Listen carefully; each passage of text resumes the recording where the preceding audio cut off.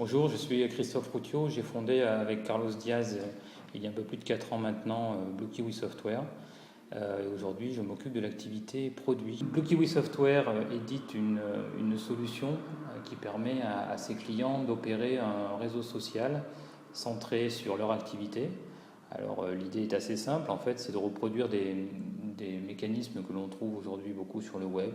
Je citerai Facebook par exemple, mais autour de préoccupations business. L'idée, c'est d'être plus efficace en rapprochant les gens, les bonnes personnes, sur les bons sujets.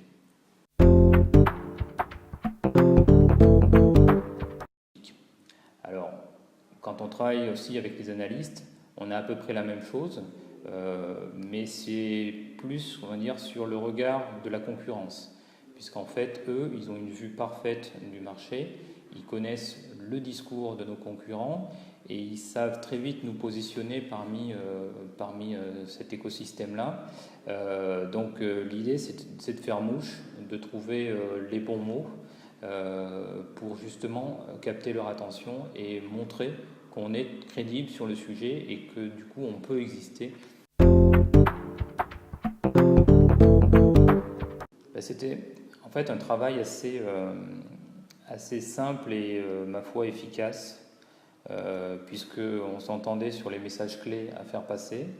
Les équipes de SoExpert revenaient vers nous avec une idée finalement de présentation. On affinait là-dessus les messages et puis après il nous suffisait de caler le meeting avec l'analyste, on envoyait la présentation en avance de phase et ça nous permettait d'aller à l'essentiel avec l'analyste. Donc un travail en amont sur lequel on s'alignait tous et puis un accompagnement lors du meeting pour être sûr que les messages que l'on voulait faire passer aux analystes passent bien. Ce qui est sûr, c'est qu'on a commencé à avoir une relation assez soutenue avec les analystes à l'occasion du lancement de BKL 2009. Et puis, sur tout 2009, on a continué ces points de rendez-vous. Et à chaque fois, on était accompagné par SoExpert. Et le fruit de tout cet accompagnement, c'est une présence dans le cadran magique du Gartner. Je crois qu'on a commencé à être visible en 2008.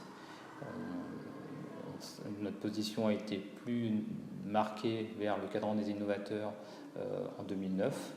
Et d'ailleurs, on a fait partie de ce cadran en 2009, il me semble, en fin 2009. Voilà, donc maintenant, on attend la version 2010 et j'espère qu'on sera toujours aussi visible. J'aurais du mal à donner un chiffre, mais ce qui est sûr, c'est que c'est un point qui revient régulièrement, surtout quand on discute avec des grands comptes ou avec des journalistes. Donc il est important d'être visible dans les travaux des analystes. C'est pas forcément déclencheur dans l'acte de vente, mais ça permet en fait d'être sollicité par ces acteurs-là. Quand dans un projet de start-up, je crois que la plus grande difficulté, c'est de se concentrer sur les objectifs. Alors, c'est déjà bien définir les objectifs et après de rester mobilisé sur ces objectifs.